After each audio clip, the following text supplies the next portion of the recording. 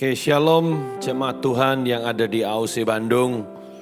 Senang bisa berjumpa dengan Bapak Ibu Saudara pada saat petang hari ini ya. Seyogyanya saya berada di kota Bandung untuk menyampaikan firman Tuhan secara live untuk Bapak Ibu Saudara. Tapi karena kondisi yang kita tahu semua dibatasi oleh pemerintah supaya penyebaran virus Corona segera bisa diatasi, maka saya melakukan taping untuk Bapak Ibu Saudara, untuk saya menyampaikan firman bagi Bapak Ibu Saudara. Dan saya percaya asal Bapak Ibu memiliki hati yang rindu, hati yang lapar dan haus akan firman Tuhan, maka firman ini akan menjadi jawaban dan mengubah kehidupan Bapak Ibu Saudara. Nah, kalau Bapak Ibu senang dengan judul khotbah, maka judul khotbah saya yaitu God Makes All Things Good. Sekali lagi, God makes all things good. Tuhan membuat segala-galanya baik. Tentu di tengah-tengah kondisi yang sedang terjadi, tema khotbah seperti ini membuat kita bertanya, Tuhan membuat segala-galanya baik. Kalau segala-galanya dijadikan baik, kenapa sekarang kita ngalami yang tidak baik? Ya. Olehnya mari kita mau belajar dari kebenaran firman Tuhan dari Markus 7 ayat 31 sampai ayat 37. Alkitab berkata demikian. Kemudian Yesus meninggalkan pula daerah Tirus dan dengan melalui Sidon pergi ke Danau Galilea di tengah-tengah daerah Dekapolis. Ayat 32, di situ orang membawa kepada Yesus seorang yang tuli dan yang gagap dan memohon kepadanya supaya ia meletakkan tangannya atas orang itu. Dan sesudah Yesus memisahkan dia dari orang banyak sehingga mereka sendirian, ia memasukkan jarinya ke telinga orang itu, lalu ia meludah dan meraba lidah orang itu. Kemudian sambil menengadah ke langit, Yesus menarik nafas dan berkata kepadanya, Ephata, artinya terbukalah. Maka terbukalah telinga orang itu dan seketika itu terlepas pulalah pengikat lidahnya, lalu ia berkata-kata dengan baik. Yesus berpesan kepada orang-orang yang ada di situ supaya jangan menceritakannya kepada siapapun juga. Tetapi makin dilarangnya mereka, makin luas mereka memberitakannya. Ayat 37, mereka takjub dan tercengang dan berkata, Ia, yaitu Yesus, menjadikan segala-galanya baik. Sekali lagi, Ia, yaitu Yesus, menjadikan segala-galanya baik. Yang tuli dijadikannya mendengar, yang bisu dijadikannya berkata-kata. Kalau Bapak Ibu saya tambahin misalnya, yang lumpuh dijadikannya berjalan, yang buta dijadikannya melihat, yang tidak punya pekerjaan dikasih pekerjaan, yang tidak punya jodoh dikasih jodoh, yang tidak punya keturunan dikasih keturunan, bahkan yang mati dibangkitkan. Kenapa? Karena Tuhan menjadikan segala-galanya baik. Bapak Ibu, seringkali selesai saya khotbah, ya dulu saya keliling kemana-mana, Bapak Ibu pergi ke pulau-pulau, ke kota-kota dan di beberapa negara. Setelah selesai khotbah, orang akan bertanya kepada saya. Kebetulan saya ini pendeta yang cukup banyak diantri untuk orang minta doa dan konsultasi, Bapak Ibu. Nah, sering orang bertanya kepada saya, Pak, kalau Tuhan itu baik, kenapa kok saya sakit tidak sembuh-sembuh? Seorang lagi berkata, Pak, kalau Tuhan itu baik, kenapa usaha saya bangkrut? Padahal saya ini sudah pelayanan, saya cinta Tuhan. Saya kembalikan perpuluhan, saya menabur untuk misi dan sebagainya. Seorang lagi bertanya, Pak, kalau Tuhan baik, kenapa anak saya cacat? Apa baiknya punya anak cacat? Dan masih banyak pertanyaan-pertanyaan yang mempertanyakan tentang kebaikan Tuhan. Selalu Bapak Ibu, kalau dulu saya menjawab, saya berkata begini. Kamu itu mempertanyakan kebaikan Tuhan karena apa? Karena kenyataan hidupmu tidak seperti yang kamu harapkan. Tetapi tahukah kamu bahwa pertanyaan-pertanyaanmu tentang kebaikan Tuhan itu tidak bisa merubah karakter Tuhan. Tuhan tetap Tuhan yang baik. Wah, akhirnya mereka begitu mendengar jawaban saya, mereka mundur teratur dan tidak pernah kembali lagi untuk bertanya, Bapak Ibu. Ya. Tapi dalam hati kecil saya, Bapak Ibu, saya sejujurnya tidak puas dengan jawaban itu. Sampai satu ketika saya bertanya kepada Tuhan, apa yang harus saya jawab kalau orang bertanya seperti itu? Kemudian saya diingatkan, Bapak Ibu, akan pengalaman masa kecil saya. Waktu masih saya kecil dulu ya, saya suka diajak untuk nonton film serian silat, Bapak Ibu. Macam-macam. Ada yang namanya The Legend of Condor Heroes, ada Pendekar Kelana, Pendekar Harum, dan salah satu yang jadi favorit saya yaitu To Leong To. Nah, misalnya ya Bapak Ibu, saya lihat film silat itu seri 1 sampai seri 30. Seri 1 itu awalnya, seri 30 itu akhirnya. Saya lihat di seri 1, lakonnya, jagoannya namanya Tio Buki. Kemudian saya lompat seri terakhir, yaitu seri ke-30. Di seri 30 waktu saya lihat Tio Bukinya jadi ketua partai persilatan yang sangat dihormati, ditakuti oleh semua partai-partai yang ada. Itu di seri 30. Kemudian Bapak Ibu saya lihat lagi dari seri awal. Seri 1, seri 2, seri 3, seri 4, seri 5, seri 6. Begitu di seri 7, Tio Bukinya kena pukulan beracun Bapak Ibu. Tapa api dan tapa es. Dan pukulan ini sangat beracun sehingga setiap orang yang kena pukulan ini pasti mati. Nah, kalau Bapak Ibu jadi saya, ngelihat Tio Buki di seri 7 kena pukulan beracun, apa yang ada di benak Bapak Ibu? Akankah Anda berkata, waduh pasti mati nih, karena pukulannya beracun dan tidak ada obatnya dan segala macam? Atau Anda punya keyakinan, tidak mungkin mati kok. Kenapa? Karena kita sudah lihat seri terakhirnya. Saya sudah tahu seri terakhirnya bahwa dia tidak mati. Sekalipun di seri 7 kena pukulan beracun, saya percaya pasti ada pertolongan. Bapak Ibu, lewat apa yang saya pelajari dalam kehidupan saya, akhirnya saya bisa menjawab kalau ada orang bertanya kepada saya sekarang. Yang mempertanyakan tentang kebaikan Tuhan. Katanya Tuhan baik. Kalau Tuhan baik, kenapa saya ngalami ini, dan ini? Jawaban saya sederhana. Tenang Pak, tenang Bu, Anda masih di seri 7. Ya, life must go on. Maju terus, karena kita tahu bersama dengan Tuhan, Tuhan membuat segala sesuatu itu indah pada waktunya. Dan Dia bekerja sama untuk mendatangkan kebaikan bagi setiap kita. Itu yang perlu kita tanamkan dalam pikiran kita baik-baik. Bahwa apapun yang terjadi, ingat baik-baik, ujungnya adalah kebaikan. Nah, Bapak Ibu, pertanyaannya sekarang, bagaimana cara kita supaya kita mengalami kebaikan Tuhan dalam kehidupan kita? Mari kita belajar dari peristiwa ini. Coba dilihat di Markus 7, ayat yang ke-31 dan ayat yang ke-32. Markus 7, ayat 31 dan ayat yang ke-32.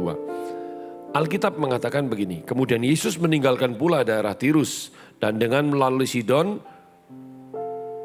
pergi ke Danau Galilea di tengah-tengah daerah Dekapolis. Perhatikan, di situ orang membawa kepada Yesus seorang yang tuli dan yang gagap dan memohon kepadanya supaya ia meletakkan tangannya atas orang itu.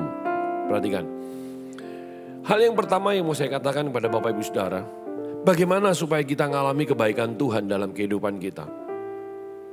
Yang pertama Bapak Ibu, jadikan setiap masalah, jadikan setiap tantangan, bahkan setiap ujian kehidupan yang terjadi dalam hidup kita, itu menjadi jembatan untuk kita datang kepada Tuhan dan bukan menjadi tembok. Sekali lagi, jadikan setiap masalah yang terjadi dalam kehidupan kita, setiap tantangan kehidupan, bahkan ujian yang terjadi, itu menjadi apa? Jembatan, bukan tembok. Bapak Ibu, jembatan itu artinya apa? yang menghubungkan antara kita dengan Tuhan. Kalau tembok justru memisahkan. Bapak Ibu, Alkitab berkata bahwa ada orang yang tuli dan yang gagap yang dibawa kepada Yesus. Pertanyaannya, kenapa dia dibawa kepada Yesus? Karena dia punya masalah dengan pendengarannya dan cara berbicara. Misalnya, mari kita berandai-andai, orang ini sehat, tidak sakit, tidak tuli, tidak gagap. Akankah dia dibawa datang kepada Yesus? Maka jawabannya belum tentu. Justru karena penyakit yang dia alami, dia datang kepada Yesus. Ayo Bapak Ibu, berapa banyak kalau kita mau jujur dengan diri kita. Kapan sih kita melakukan doa puasa? Bukankah kita melakukan doa puasa pada saat-saat kita mengalami masalah yang berat, yang secara manusia udah tidak ada lagi jalan keluar. Makanya kita berdoa dan berpuasa. Tapi jujur, kalau semuanya baik-baik, seringkali kita tidak pernah doa puasa, bukan? Tapi apa? Puasa doa, Bapak Ibu. Apa itu puasa doa? Ya tidak berdoa. Bapak Ibu, makanya jangan heran. Tuhan izinkan tantangan, masalah, bahkan ujian terjadi. Supaya apa? Supaya kita makin hari makin mendekat kepada Tuhan. Saya punya sebuah definisi tentang berkat, Bapak Ibu. Seringkali ya, khususnya kita para hamba Tuhan, kalau bicara tentang berkat selalu yang menjadi tol ukur kita adalah masalah jasmani. Waktu kita mengenalkan jemaat atau pekerja kita kepada seseorang, kita berkata, oh ini pekerja yang diberkati. Kenapa? Karena dia punya posisi, punya jabatan, dia punya harta berlimpah, rumah yang bagus dan sebagainya. Selalu nilainya adalah masalah jasmani. Apakah selalu demikian? Bapak Ibu, saya mau kasih tahu. Tidak selalu seperti itu. Saya punya sebuah definisi tentang berkat. Apa itu berkat? Berkat itu Bapak Ibu, segala sesuatu yang membuat kita makin dekat dengan Tuhan. Itu namanya berkat. Sekali lagi, apa itu berkat? Berkat itu adalah segala sesuatu yang membuat kita makin dekat dengan Tuhan. Apapun yang membuat kita makin dekat dengan Tuhan, itulah berkat. Termasuk tantangan, termasuk masalah, termasuk ujian, dan kondisi yang kita hadapi hari-hari ini Bapak Ibu. Kalau itu membuat Anda makin dekat dengan Tuhan, maka itulah berkat. Tapi apa itu kutuk? Kutuk itu sesuatu atau apapun yang memisahkan antara kita dengan Tuhan. Yang menjauhkan kita dari Tuhan, itu kutuk. Maaf ya Bapak Ibu Saudara, kalau karena jabatan Anda, kalau karena kekuasaan Anda, kalau karena pekerjaan Anda, karena keuangan Anda, kekayaan Anda membuat Anda jauh dari Tuhan, maka saya berani pastikan apa yang Anda miliki saat ini itu bukan berkat tapi kutuk. Karena apa? Membuat Anda makin jauh dari Tuhan. Apapun yang membuat Anda makin dekat dengan Tuhan, itulah berkat. Dan orang yang mencari Tuhan tidak akan pernah dipermalukan, justru akan dipermuliakan oleh Tuhan. Saya mau bersaksi Bapak Ibu. Saya ini dulunya pengkhotbah keliling. Saya menjadi mentor di beberapa perusahaan dan di pemerintah. Sampai satu ketika kurang lebih 5 tahun yang lalu Tuhan suruh saya untuk mendirikan gereja yang saat ini saya gembalakan, yaitu Victory Community Church yang ada di Surabaya. Bapak Ibu tahu, waktu saya mendapat mandat dari Tuhan seperti itu, saya sadar saya tidak mampu, saya tidak bisa. Karena untuk menjadi gembala itu butuh satu panggilan yang luar biasa. Tantangannya jauh lebih berat daripada sekedar penginjil keliling Bapak Ibu. Tapi saya belajar untuk mentaati apa yang Tuhan perintahkan. Dengan cara apa? Saya melakukan doa dan puasa Bapak Ibu. Saya melakukan itu setiap hari. Bahkan dalam setahun terakhir ini saya hanya makan 1 kali sehari. Itu pun hanya makan sayur-sayuran dan buah-buahan. Jarang sekali makan daging. Saya terus doa puasa. Setiap hari Bapak Ibu, saya mendekatkan diri kepada Tuhan. Mendekatkan diri kepada Tuhan. Mendekatkan diri kepada Tuhan. Saya jadikan segala sesuatu itu menjadi jembatan untuk saya datang kepada Tuhan. Dan puji Tuhan dalam anugerah Tuhan Bapak Ibu. Di bulan Januari kemarin kita melakukan HUT kita yang keempat. Lebih dari 4.000 orang kumpul bersama-sama. Mereka memuji dan menyembah Tuhan. Dan Tuhan itu luar biasa. kalau tidak ada perubahan dalam waktu dekat ini, kami akan membangun satu tempat yang baru untuk kami beribadah, karena tempat yang ada sekarang sudah tidak cukup Bapak Ibu. Saat ini kita ada di 5 ruko tapi sudah tidak cukup. Kita sedang berdoa ya untuk pembangunan di tempat kita, di depan gereja kita persis, itu kurang lebih 1.800 meter. Kita merencanakan untuk pembangunan 7 lantai Bapak Ibu. Kenapa perkara besar bisa terjadi? Saya belajar untuk mengandalkan Tuhan. Sehingga kebaikannya, kasihnya, kuasanya, berkatnya dicurahkan. Kenapa? Karena saya belajar makin dekat dengan Tuhan. Makin dekat dengan Tuhan. Makin dekat dengan Tuhan sebagai sumber pertolongan dalam kehidupan kita. Itu yang pertama. Yang kedua, mungkin Anda berkata, Pak, saya sudah mendekat sama Tuhan ini. Saya sudah menyerahkan segala sesuatunya kepada Tuhan. Tapi kenapa pertolongan itu belum kunjung datang dalam kehidupan saya? Mari yang kedua, saya mau ajar Bapak Ibu dari ayat yang ke-33. Alkitab berkata, dan sesudah Yesus memisahkan dia dari orang banyak, sehingga mereka sendirian, ia memasukkan jarinya ke telinga orang itu, lalu ia meludah dan meraba lidah orang itu. Ayat 34. Kemudian sambil menengadah ke langit, Yesus menarik nafas dan berkata kepadanya, Efata, artinya terbukalah. Ayat 35. Maka terbukalah telinga orang itu dan seketika itu terlepas pula lah pegat lidahnya. Lalu ia berkata-kata dengan baik. Perhatikan Bapak Ibu. Jadi orang membawa kepada Yesus orang yang tuli dan yang gagap ini, mintanya kalau Bapak Ibu baca di ayat 32, supaya Yesus tumpang tangan. Itu kerinduan mereka. Mereka rindu supaya Yesus tumpang tangan untuk orang yang sakit ini. Tapi pertanyaannya, apakah Yesus menuruti permintaan mereka? Ternyata tidak Bapak Ibu. Justru Alkitab berkata di ayat yang ke-33, Yesus memisahkan orang yang sakit ini dari orang banyak sehingga mereka sendirian. Kemudian Yesus memasukkan jarinya ke telinga orang itu, lalu ia meludah dan meraba lidah orang itu. Kemudian Yesus menengadah ke langit dan menarik nafas dan berkata, Efata, artinya terbukalah. Maka Alkitab berkata, seketika itu juga terlepas pula lah pegat lidahnya, lalu ia berkata-kata dengan baik. Nah, hal yang kedua yang mau saya katakan kepada Bapak Ibu, kalau Anda rindu mengalami kebaikan Tuhan, Anda sudah bawa pergumulanmu, masalahmu, tantanganmu, ujian hidupmu kepada Tuhan, maka yang kedua yang mau saya katakan begini, jangan pernah membatasi kuasa Tuhan dalam hidup ini, baik dengan metode, baik dengan cara atau pengalaman yang pernah terjadi dalam kehidupan kita. Sekali lagi, jangan pernah membatasi kuasa Tuhan dalam kehidupan kita. Baik dengan apa? Metode. Yang kedua dengan cara ataupun dengan pengalaman yang pernah terjadi dalam kehidupan kita. Bapak Ibu, Anda perlu tahu bahwa Tuhan kita adalah Tuhan yang kreatif. Dia punya ribuan cara untuk menolong setiap kita. Tapi maaf, seringkali kita itu mencoba mengatur Tuhan. Kenapa orang banyak membawa orang yang tuli dan yang gagap kepada Yesus supaya Yesus tumpang tangan? Karena saya pelajari, mereka ini ngamati.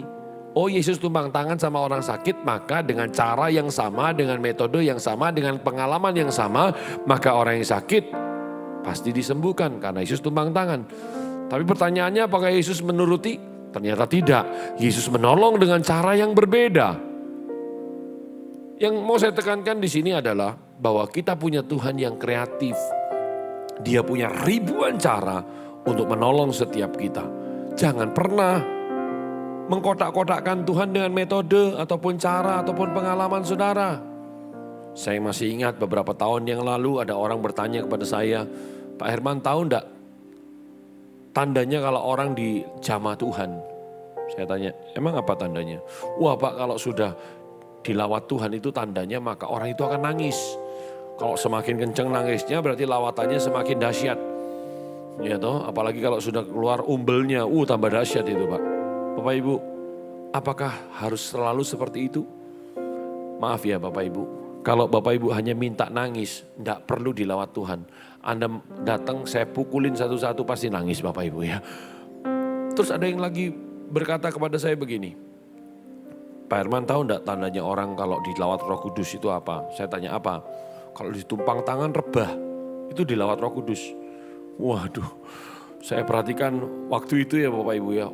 Pendeta-pendeta Indonesia ini latah. Membuktikan lawatan Tuhan dengan ditumpang tangan dan orang yang ditumpang tangan rebah. Dia berusaha ditumpang tangan gak rebah-rebah, didorong kepalanya gak rebah, dijegal akhirnya rebah Bapak Ibu ya. Pertanyaannya, apakah itu tandanya? Ternyata belum tentu Bapak Ibu.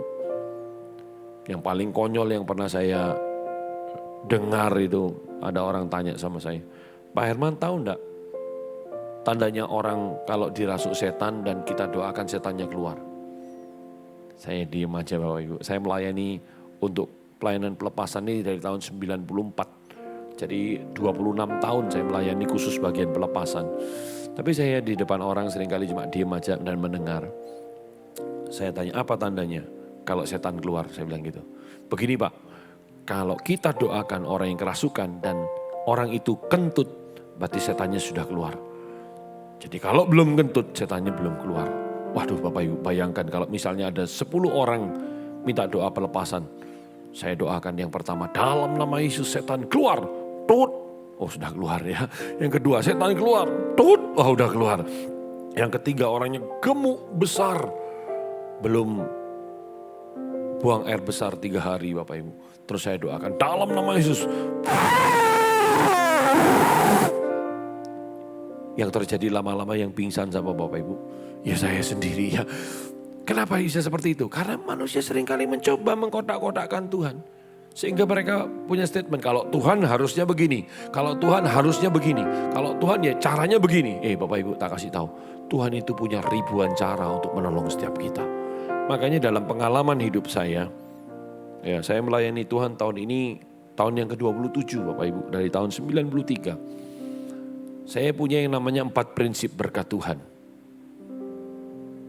Yang pertama, Tuhan itu bisa memberkati kita, bisa menolong kita kapan saja. Asal hidup kita benar di hadapan Tuhan Bapak Ibu. Itu kuncinya. Asal hidup kita benar di hadapan Tuhan. Tuhan bisa tolong kita, Tuhan bisa berkati kita kapan saja. Ada satu lagu kuno Bapak Ibu. Ya, lagu ini sangat memberkati hidup saya. Lagu ini berkata, ku tahu Tuhan sudah buka jalan. Ku tahu Tuhan sudah buka jalan. Asal ku hidup suci, tidak seturut dunia. Ku tahu Tuhan sudah buka jalan. Dengar baik-baik, asal kita hidup benar, tidak melenceng ke kanan ke kiri, hidup seturut kehendak Tuhan. Dia buka jalan saudara. Dan dia bisa tolong kita kapan saja. Pagi hari bisa, siang hari, sore hari, malam hari pun bisa. Hari Senin, Selasa, Rabu, Kamis, Jumat, Sabtu, Minggu pun bisa. Makanya kalau sampai Bapak Ibu maaf ya, tidak beribadah. Misalnya seperti Anda hari Senin ya tidak beribadah karena alasan Pak ini harinya hari kerja Pak. Kalau saya tutup toko Pak, aduh penghasilan hari Senin biasanya triple Pak dibandingkan hari-hari lainnya. Maaf Bapak Ibu, Anda sedang membatasi kuasa Tuhan. Kalau Tuhan mau, dia bisa tolong Anda kapan saja. Yang kedua, asal hidup kita benar di hadapan Tuhan, Tuhan bisa memberkati kita, menolong kita di mana saja. Tidak peduli Anda ditempatkan di desa, di kota, di dalam negeri ataupun di luar negeri. Dengar baik-baik, asal hidup kita benar. Alkitab berkata, kebajikan dan kemurahan mengikuti aku kemanapun aku pergi. Itu janji Tuhan Bapak Ibu. Dalam pengalaman pelayanan saya tidak pernah memilih tempat untuk saya melayani Tuhan. asal masih manusia, saya pasti datang Bapak Ibu. Saya mau bersaksi kepada Bapak Ibu Saudara bahwa jujur berkat secara finansial yang terbesar yang pernah saya terima waktu saya khotbah, itu bukan di kota besar atau di gereja yang jumlah jemaatnya puluhan ribu, tidak. Tapi satu ketika saya diundang ke satu desa yang sederhana. Untuk sampai ke tempat itu saya butuh waktu kurang lebih 20 jam Bapak Ibu. Setelah saya sampai ke tempat itu saya layani, saya pikir itu KKR besar. Ternyata satu gereja kecil yang jumlah jemaatnya lebih dari 60 orang saat itu. Tapi saya layani dengan setia Bapak Ibu. Saya kalau melayani, saya khotbah di hadapan puluhan orang, ratusan, ribuan, bahkan puluhan ribu orang. Khotbah saya sama. Saya layani Tuhan, bukan layani manusia. Dan jika cerita setelah selesai pelayanan saya dikasih berkat Bapak Ibu. Itu cuma tipis. Saya pikir ya mungkinlah 100 ribu lah ya, namanya juga di desa. Tapi saya belajar berkat besar, berkat kecil disyukuri Bapak Ibu. Singkat cerita waktu saya buka ternyata berkat itu bukan uang tapi cek Bapak Ibu. Dan jumlahnya Bapak Ibu saya tidak perlu sebutkan. Tapi kalau saat itu saya belikan mobil Kijang Innova itu saya masih dapat kembaliannya. Itu yang terjadi. Di mana saja Tuhan bisa berkati kita. Asal hidup kita benar di hadapan Tuhan. Dan yang ketiga, Tuhan bisa berkati kita, tolong kita berapa saja yang jadi keperluan hidup kita. Kalau saya bertanya kepada Bapak Ibu pada saat ini, bagi Tuhan memberkati Anda 50 ribu dengan 50 miliar mana lebih sukar? Wah seringkali kalau bicara duit ini sensitif ya Bapak Ibu. Kalau kita akan berkata Pak 50 ribu mah gampang, 50 miliar mah sukar Pak, nolnya banyak ya. Tapi dengar baik-baik, Tuhan itu tidak pernah mengenal yang namanya jumlah Bapak Ibu. Sekali lagi, Tuhan tidak pernah kenal jumlah.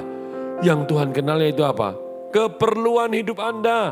Anda perlunya berapa? Makanya Filipi 4 ayat 19 berkata, Allahku akan memenuhi segala keperluan hidupmu menurut kekayaan dan kemuliaannya di dalam Kristus Yesus.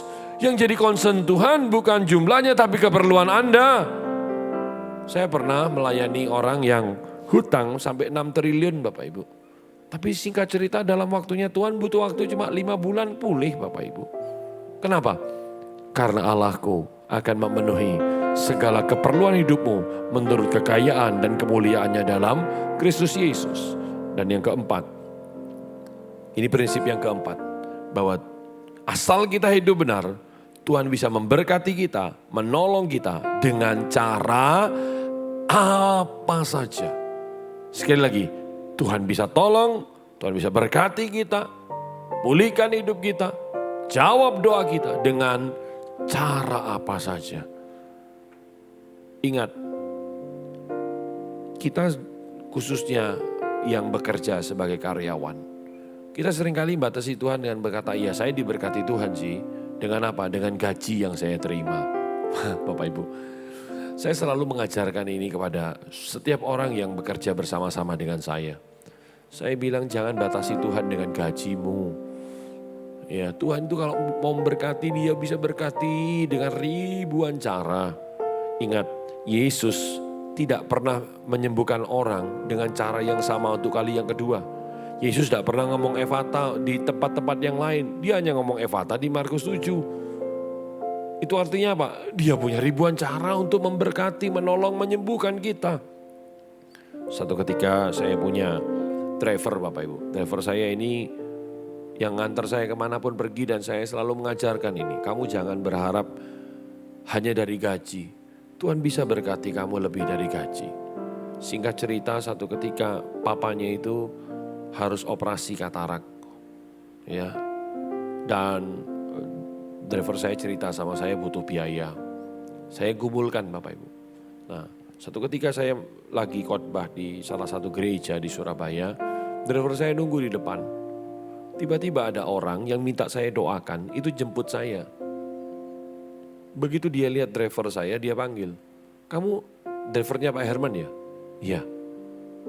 Terus orang itu berkata, kamu sini, saya kasih tips untuk kamu.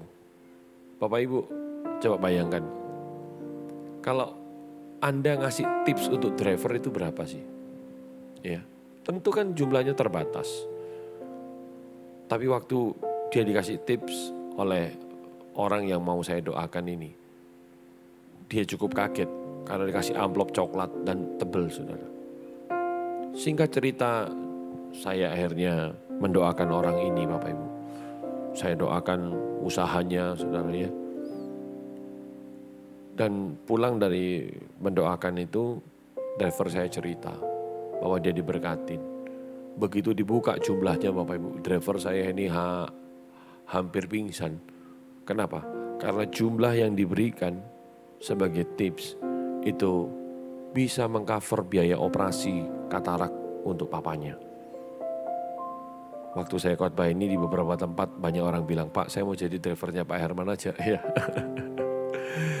Bapak Ibu, Tuhan bisa berkati kita dengan cara apa saja. Asal apa? Hidup kita benar di hadapan Tuhan. Olehnya coba cek hidupmu hari ini. Ya, apakah hidupmu sudah benar di hadapan Tuhan? Atau engkau seringkali menyimpang ke kanan ke kiri, menduakan Tuhan. Ini waktunya Anda bertobat. Hidup benar di hadapan Tuhan. Dan yang terakhir, Bapak Ibu. Perhatikan ayat yang ke-36 dan ayat 37. Yesus berpesan kepada orang-orang yang ada di situ supaya jangan menceritakannya kepada siapapun juga. Tetapi makin dilarangnya mereka, makin luas mereka memberitakannya. Mereka takjub dan tercengang dan berkata, ia menjadikan segala-galanya baik. Yang tuli dijadikannya mendengar, yang bisu dijadikannya berkata-kata. Saya berdoa, Tuhan kenapa ya orang ini kan dilarang oleh Tuhan untuk cerita, tapi malah cerita kemana-mana. Nah Bapak Ibu, di sini saya pelajari, ini poin saya yang terakhir, bahwa ada ciri dari orang yang mengalami kebaikan Tuhan dalam hidupnya. Saya mau kasih dua aja, dan ini supaya mempermudah Bapak Ibu Saudara, saya pakai ilustrasi ya. Saya minta bantuan anak rohani saya, di sini. Nah ini namanya Nathan, ya Bapak Ibu Saudara. Dan Nathan masih jomblo, ya. Siapa tahu ada yang berminat, ya silakan hubungi ya. Nah, misalnya Nathan ini dalam kasus ini adalah orang yang miskin, orang yang tidak punya kerjaan, masa depannya suram, ya. Terus dia ketemu saya dan saya kasih Nathan,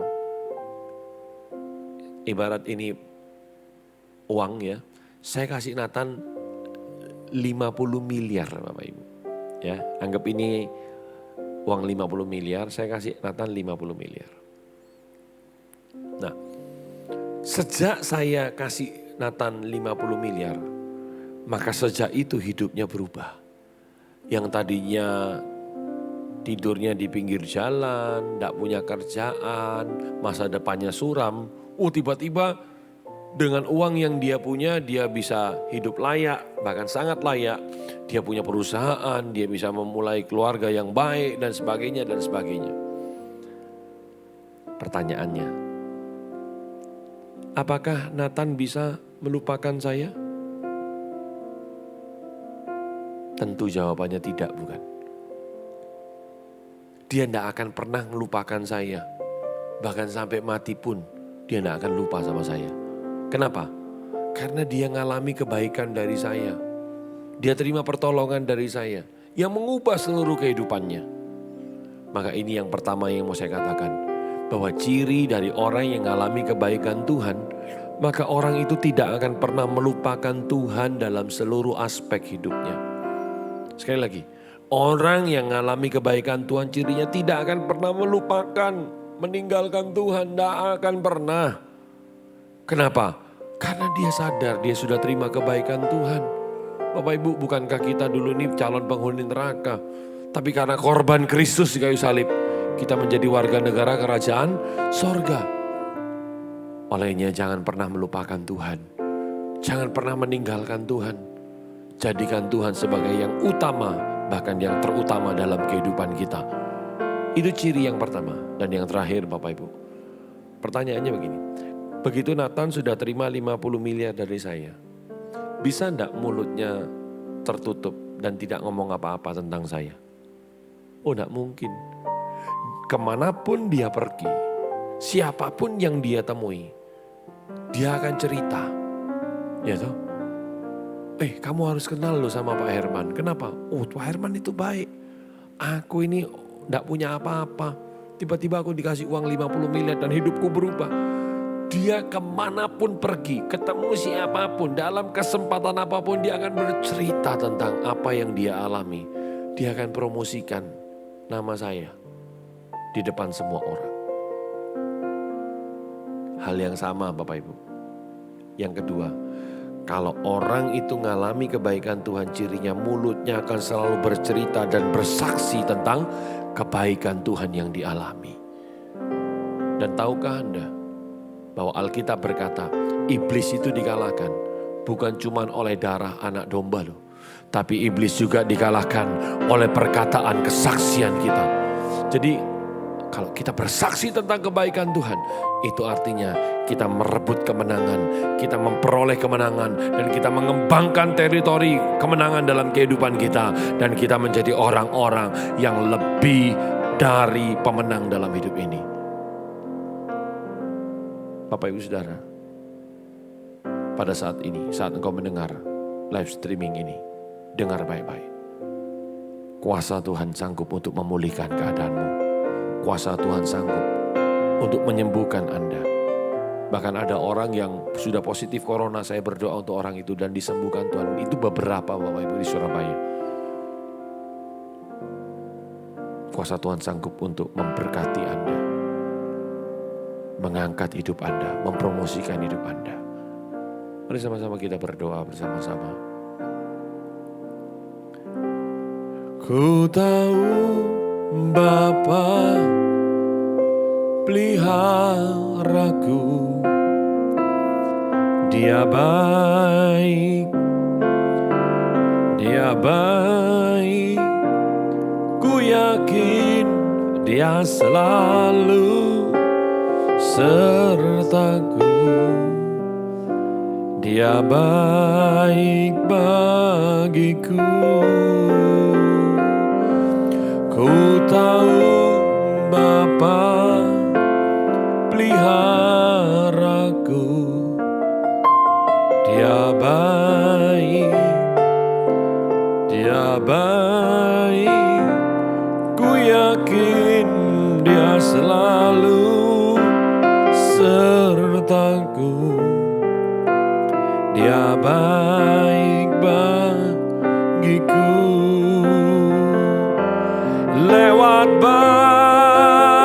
badai cobaan, semuanya mendatangkan kebaikan.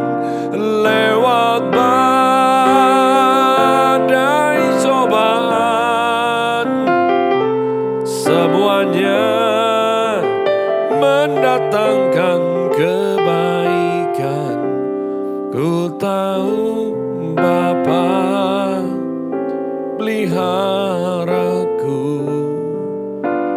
Dia baik bagiku. Makasih Tuhan. Saat ini Bapak Ibu, apapun pergumulan hidupmu, saya rindu berdoa supaya Bapak Ibu bukan cuma dengar tentang kebaikan Tuhan, bukan cuma nyanyi tentang kebaikan Tuhan, tapi Anda alami kebaikan Tuhan dalam hidupmu. Saya percaya kuasa doa Anda bisa dibatasi oleh ruang gerak dan waktu. Saat ini saya ingin berdoa bagi Anda yang minta didoakan secara khusus, taruh tangan kirimu di dada, angkat tangan kananmu tinggi di hadapan Tuhan. Saya akan berdoa dalam nama Tuhan Yesus. Aku berdoa biar lawatan Tuhan, kuasa Tuhan, kesembuhan dari Tuhan nyata terjadi untuk setiap umat-Mu Tuhan yang mendengarkan firman ini. Dimanapun mereka berada, apapun kondisi mereka, aku berdoa di dalam nama Yesus. Kuasa Tuhan, kasih Tuhan, berkat Tuhan, mujizat Tuhan terjadi. Aku percaya kami mengalami kemenangan-kemenangan yang dahsyat. Terima kasih Tuhan. Di dalam nama Tuhan Yesus kami berdoa dan bersyukur. Dan semua yang percaya dan diberkati Tuhan berkata, amin, amin, amin, amin. Bapak Ibu, saya percaya berkat Tuhan menyertai Bapak Ibu. Dan doa saya untuk keluarga AOC Bandung dan juga Pak Daniel Cipto dan keluarga besar yang ada dan para pelayan Tuhan yang ada. Biarlah berkat Tuhan senantiasa menyertai Bapak Ibu Saudara. Tuhan Yesus memberkati. Selamat Paskah.